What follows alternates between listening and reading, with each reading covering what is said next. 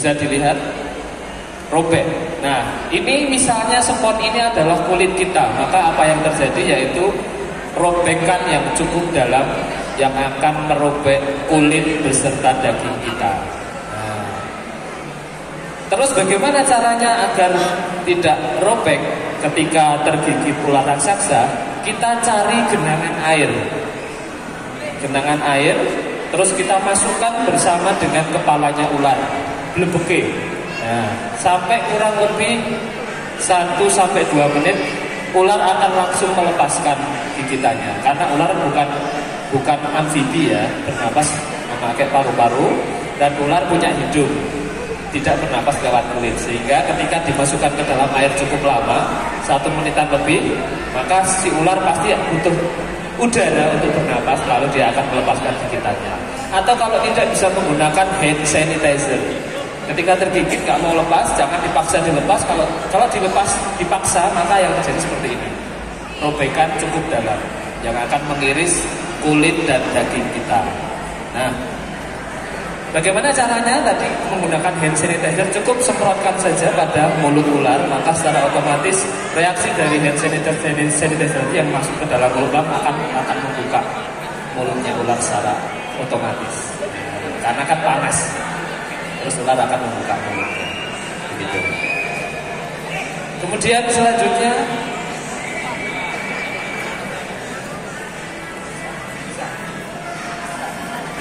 terus selanjutnya adalah penanganan gigitan ular berbisa.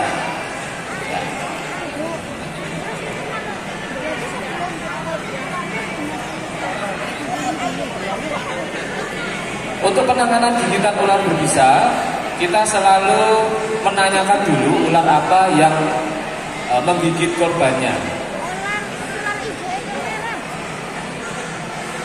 Apakah ular kobra atau ular jenis viper atau ular jenis kolang-kaling. Nah, kalau yang berjenis viper atau ular gadung luwuk atau trono bambang atau Trimeresurus albolabris atau Trimeresurus insularis, kita menggunakan standar WHO yaitu imobilisasi.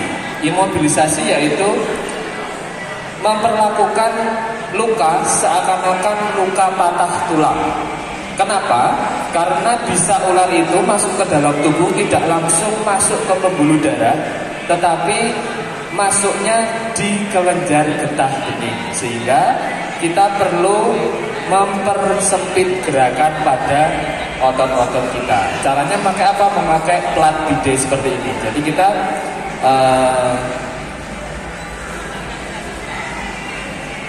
kita umpamakan gigitannya tadi adalah gigit karena patah tulang ya, namanya imobilisasi. Nah, ini fungsinya untuk mempersempit gerakan agar bisa itu tidak langsung masuk ke pembuluh darah. Nah, ular berbisa, bisa ular yang masuk ke dalam tubuh kita itu ada 2 jenis ya fasenya. Yang pertama adalah fase lokal dan yang kedua adalah fase sistemik. Nah, fungsinya imobilisasi ini fungsinya untuk memperlama fase lokal sehingga tidak langsung masuk ke fase sistemik. Nah, kemudian setelah proses pembidayaan seperti ini, miringkan korban ya, usahakan jantung dan luka atau gigitan ular ini tidak di atasnya jantung, di bawahnya jantung. Ya, fungsinya agar bisanya juga tidak cepat menjalar. Nah, sehingga posisikan korban seperti ini, luka di bawah jantung, luka gigitannya. Nah, setelah itu bagaimana? Setelah itu kita tenangkan korban ya, kita sambil ajak ngobrol. Terus kita telepon ambulan atau rumah sakit terdekat. Nah, selama proses itu berlangsung pasti ada waktu kan. Nah, kita minumi korban madu, kemudian susu steril, bisa merek brand dan lain sebagainya. Bisa juga dibelikan tongseng, pokoknya sing enak-enak. Nah, intinya tidak boleh panik, baik si korban maupun penolongnya. Nah, insya Allah dengan proses imobilisasi ini akan memberikan waktu yang lama luka gigitan itu berada di fase lokal. Begitu. Nah, setelah itu ada namanya luka gigitan oleh ular welang-weling yang jenis bisanya neurotoksin. Nah, ini berbeda. Kita tidak memakai imobilisasi tapi memakai ikatan torniket. Nah, mungkin bisa ditambahkan bahan.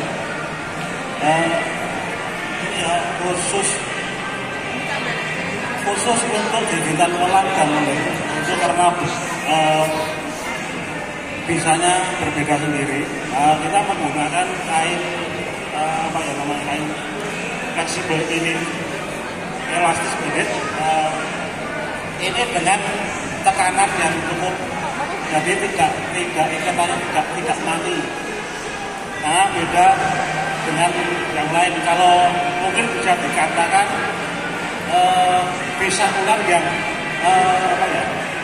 paling membahayakan, bukan yang paling bahaya, ya.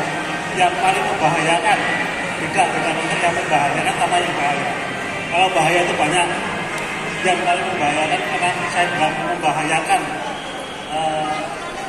korban itu lebih membahayakan ular weling dan belang daripada yang lain karena efek yang kita rasakan.